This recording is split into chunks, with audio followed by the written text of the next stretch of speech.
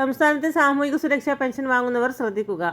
2025 March മാസം മുതൽ pension ലഭിക്കുന്നതിന്, ഏപ്രിൽ മാസം കുടിശ്ശികയുൾപ്പെടെ ആനുകൂല്യങ്ങൾ ലഭിക്കുന്നതിന് 4800 രൂപയുടെ ഒക്കെ വിതരണം ഏപ്രിൽ മാസം മുതൽ ആരംഭിക്കുമെന്നാണ് സർക്കാർ അറിയിച്ചിട്ടുള്ളത്.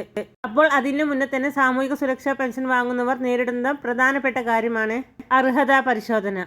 നമ്മുടെ വീടുകൾ കേന്ദ്രീകരിച്ചുള്ള പരിശോധന ഈ മാസം മുതൽ ആരംഭിക്കുകയാണ്. നിലവിൽ ധനകാര്യ വകുപ്പിൽ നിന്നുള്ള പ്രത്യേക സ്ക്വാഡാണ് പരിശോധനയ്ക്ക് എത്തിച്ചേരുന്നത്. അതോടൊപ്പം തന്നെ ഏത് തദ്ദേശ സ്ഥാപനങ്ങളിൽ നിന്നാണോ പരിശോധന നടത്തുന്നത് ആ തദ്ദേശ സ്ഥാപനത്തിൽ നിന്നുള്ള, അതായത് പഞ്ചായത്ത് അല്ലെങ്കിൽ മുനിസിപ്പാലിറ്റി അല്ലെങ്കിൽ കോർപ്പറേഷൻ, അവിടെ നിന്നുള്ള ഉദ്യോഗസ്ഥരും ഉണ്ടാകും. നമ്മുടെ വീടുകൾ കേന്ദ്രീകരിച്ചുള്ള പരിശോധനയിൽ സർക്കാർ 5 കാര്യങ്ങളായിരിക്കും വിലയിരുത്തുന്നത്. ഇതിൽ കൃത്യമായിട്ട് ഏതെങ്കിലും മാനദണ്ഡങ്ങളൊക്കെ പാലിക്കുന്നില്ല എന്ന് കണ്ടു കഴിഞ്ഞാൽ അവരെ അനർഹരുടെ ലിസ്റ്റിലേക്ക് പ്രവേശിപ്പിക്കുകയാണ് ചെയ്യുന്നത്. ഇപ്പോൾ പുറത്താക്കുന്ന നടപടികളല്ല. ഇതിനെ സംബന്ധിച്ച് റിപ്പോർട്ട് തയ്യാറാക്കി സംസ്ഥാന സർക്കാരിലേക്ക് റിപ്പോർട്ട് സമർപ്പിക്കുകയാണ് ആദ്യപടി. ഇതിനനുസരിച്ച് സംസ്ഥാന സർക്കാർ തീരുമാനമെടുക്കുന്നതിന് ശേഷമായിരിക്കും പട്ടികയിൽ ഉൾപ്പെടുത്തണോ വേണ്ടയോ എന്നൊക്കെയുള്ള കാര്യങ്ങളിൽ അന്തിമ തീരുമാനം വരുന്നത്. നമ്മുടെ സംസ്ഥാനത്ത് 1600 രൂപയുടെ ധനസഹായം വാങ്ങുന്ന, വിധവാ പെൻഷൻ, ഭിന്നശേഷി ആനുകൂല്യങ്ങൾ, കർഷക തൊഴിലാളികൾക്ക് ലഭിക്കുന്ന ആനുകൂല്യങ്ങൾ, അവിവാഹിത സ്കീം തുടങ്ങിയ ആനുകൂല്യങ്ങൾ എല്ലാം വാങ്ങുന്നവർ തീർച്ചയായും ഈ വീഡിയോ ഒന്ന് കണ്ടിരിക്കുക. പെൻഷൻ പരിശോധനയിൽ പ്രധാനമായും സർക്കാർ പരിശോധിക്കുമ്പോൾ നമ്മുടെ വീടിന്റെ കാര്യമാണ് ശ്രദ്ധിക്കുന്നത്. നമ്മുടെ വീട് 2000 സ്ക്വയർ ഫീറ്റോ അതിലധികമോ ഉണ്ടോ എന്ന് കൃത്യമായി പരിശോധിക്കും. വാർത്ത ഇരുനില വീടുള്ളവർക്കാണ് കൂടുതലായും പരിശോധനയ്ക്ക് വിധേയമാകേണ്ടി വരിക. അതുമാത്രമല്ല, വീടിന്റെ ഫ്ലോറിംഗ് അത് ഗ്രാനൈറ്റോ ടൈലോ ഒക്കെ പാകിയ വീടുകളാണോ, അങ്ങനെയൊക്കെയുള്ള കാര്യങ്ങൾ. അതുമാത്രമല്ല, വീടിന്റെ റൂഫിംഗ് ഏത് വിധത്തിലൊക്കെയാണ് ചെയ്തിട്ടുള്ളത്, ഇതൊക്കെ തന്നെ പ്രധാനമായും പരിശോധനയ്ക്ക് വിധേയമാക്കും. 2000 സ്ക്വയർ ഫീറ്റിനൊക്കെ മുകളിലാണെങ്കിൽ കൂടുതൽ കർശനമായ പരിശോധനയുണ്ടാവുക. ഇത് മാത്രമല്ല, വീട്ടിൽ AC ഉണ്ടോ എന്നുള്ള കാര്യം കൃത്യമായി നോക്കും. അത് നിലവിൽ സർക്കാർ കണക്കാക്കുന്നത് ആഡംബര വസ്തുവായിട്ട് തന്നെയാണ്.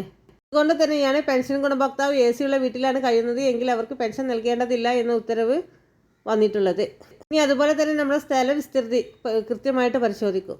2 ഏക്കറും അതിന് മുകളിലൊക്കെ ഉണ്ട് എങ്കിലാണ് നമ്മൾ ഈ ഒരു പരിശോധനയ്ക്ക് വിധേയമാക്കുന്നത്. ഇനി അതുപോലെ തന്നെ മറ്റൊരു കാര്യം, വീട്ടിൽ വാഹനമുണ്ടോ എന്നുള്ള പരിശോധനയാണ്. പരിശോധിക്കുമ്പോൾ 1000 cc കപ്പാസിറ്റിക്കൊക്കെ മുകളിൽ എഞ്ചിനുള്ള വാഹനമാണ് എങ്കിൽ, സ്വകാര്യ ആവശ്യത്തിന് ഉപയോഗിക്കുന്ന വാഹനമാണ് എങ്കിൽ, പെൻഷൻ ഗുണഭോക്താവിന്റെ പേരിൽ തന്നെയാണ് വാഹനം ഉണ്ട് എങ്കിലൊക്കെയാണ് കൂടുതൽ കർശനമായ പരിശോധനയിലേക്കൊക്കെ കടക്കുക. ഇങ്ങനെ വരുമ്പോൾ പെൻഷൻ ഗുണഭോക്താവ് അനർഹരുടെ ലിസ്റ്റിലേക്ക് മാറ്റപ്പെടും. ഇതോടൊപ്പം തന്നെയാണ് നമ്മുടെ വാർഷിക വരുമാനം കണക്കാക്കുന്ന മറ്റൊരു കാര്യം. ഈ പെൻഷൻ ഗുണഭോക്താവിന്റെ അല്ലെങ്കിൽ അദ്ദേഹത്തെ ആശ്രയിച്ച് കഴിയുന്ന കുടുംബാംഗങ്ങളുടെ എല്ലാം വിവാഹിതരായ മക്കൾ ഒഴികെയുള്ള ബാക്കി എല്ലാ വരുമാന സ്രോതസ്സുകളിൽ നിന്നുള്ള വരുമാനം അത് കൃത്യമായിട്ട് പരിശോധനയ്ക്ക് വിധേയമാക്കും. വാർഷിക വരുമാനം 1 ലക്ഷമോ അതിലധികമോ ആണ് എന്ന് കണ്ടു കഴിഞ്ഞാൽ പെൻഷൻ പദ്ധതിയിൽ നിന്നും ഒഴിവാക്കുന്നതിന് പ്രത്യേക അനുമതി സർക്കാരിൽ നിന്നുമുണ്ട്. മുമ്പ് തന്നെ സർക്കാരിന്റെ ഉത്തരവിൽ ഈ കാര്യങ്ങൾ പറയുകയും ചെയ്തിട്ടുണ്ട്. അപ്പോൾ ഈ കാര്യങ്ങളൊക്കെയാണ് പരിശോധനയ്ക്ക് വിധേയമാക്കുന്നത്. വിവിധ തെരഞ്ഞെടുക്കപ്പെടുന്ന പഞ്ചായത്തുകളിൽ അല്ലെങ്കിൽ മുനിസിപ്പാലിറ്റിയിലും ഒക്കെ ആയിരിക്കും, അല്ലെങ്കിൽ തദ്ദേശ സ്ഥാപനങ്ങളിലും ഒക്കെ ആയിരിക്കും അന്വേഷണത്തിന് ഉദ്യോഗസ്ഥർ എത്തുക.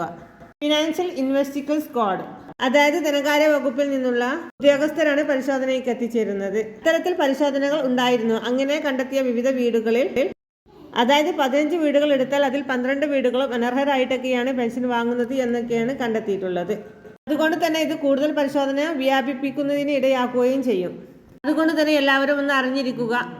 1600 രൂപ ലഭിക്കുന്നുണ്ട് എങ്കിൽ ഇന്നല്ലെങ്കിൽ നാളെ നമ്മുടെ വീടുകളിലും പരിശോധനയ്ക്ക് എത്തിച്ചേരും എന്നുള്ളത് മനസ്സിലാക്കുക. വളരെ പ്രധാനപ്പെട്ട ഒരു ഇൻഫർമേഷനാണ് ഈ വീഡിയോവായി ഷെയർ ചെയ്തത്. ഇനിയും ഇതുപോലെയുള്ള ഇൻഫർമേഷൻ ലഭിക്കാൻ ചാനൽ സബ്സ്ക്രൈബ് ചെയ്യുക, ഫോളോ ചെയ്യുക.